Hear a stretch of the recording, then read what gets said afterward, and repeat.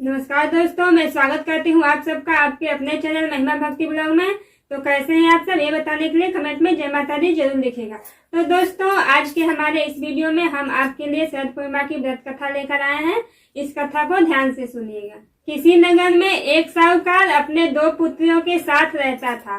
दोनों ही पूर्णिमा का व्रत रखा करती थी और साहूकार की बड़ी बेटी धार्मिक प्रवृत्ति की थी, अपना व्रत पूरा करती थी, लेकिन छोटी बेटी वो चंचल स्वभाव की थी।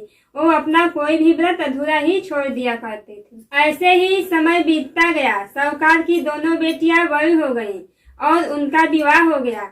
विवाह के कुछ समय बाद ही साहूकार की बड़ी बेटी को पुत्र रत्न की प्राप्ति हुई, परंतु छोटी पुत्री को कोई संतान नहीं थी। पूर्णिमा का व्रत अधूरा छोड़ने के कारण साहूकार की छोटी बेटी को संतान प्राप्ति में दिक्कतों का सामना करना पड़ रहा था और उसकी संतान जन्म लेते ही मर जाता था। एक दिन साहूकार अपनी छोटी बेटी को एक संत के पास लेकर गया और उसका कारण पूछा, तो उन्होंने बताया कि ऐसा तुम्हारा पूर्णिमा का व्रत अधूरा छोड़ने के कारण हो रहा है।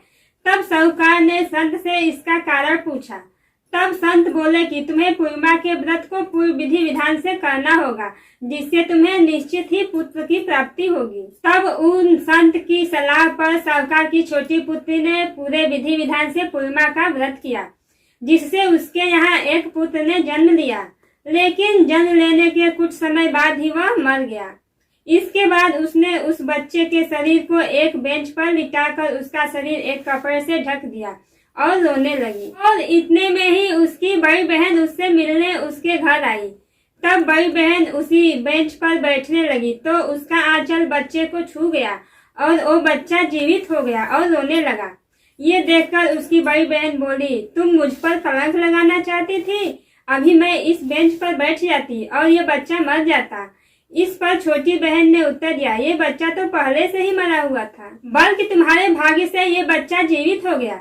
इसके बाद दोनों बहनों ने सभी नगरवासियों को शरद पूर्णिमा व्रत की महिमा और विधि बताई। तो दोस्तों, हिंदू धर्म में शरद पूर्णिमा का विशेष महत्व है। इस दिन माता लक्ष्मी की विधि पूर्वक व्रत और पूजन किया जाता है। आश्विन महीने में पड़ने वाली इस पूर्णिमा को कोजागरी पूर्णिमा के नाम से भी जाना जाता है और महिलाएं संतान की खुशहाली के लिए यह व्रत करती हैं। धर्म ग्रंथों के अनुसार इस दिन चंद्रमा 16 कलाओं से परिपूर्ण होता है। शरद पूर्णिमा के दिन खीर बनाकर चंद्रमा की रोशनी में रखी जाती है और अगले दिन इस खीर का भोग किया जाता है। और ऐसा माना जाता है कि शरद पूर्णिमा के दिन चंद्रमा से अमृत की वर्षा होती है और इस खीर को भगवान श्री हरि विष्णु का प्रसाद माना जाता है। तो दोस्तों, आप भी अपने संतान की लंबी आयु के लिए ये शरद पूर्णिमा का व्रत जरूर कीजिएगा। और यदि आपको हमारी ये कथा अच्छी लगी हो तो वीडियो को लाइक करके चैनल को सब्सक्राइब जरूर कीजिएगा और बेल आइकन को प्रेस करना न भूलिएगा, ताकि हमारे आने वाले हर वीडियो का नोटिफिकेशन आप तक सबसे पहले पहुंचे। जय श्री हरि विष्णु, जय माता लक्ष्मी।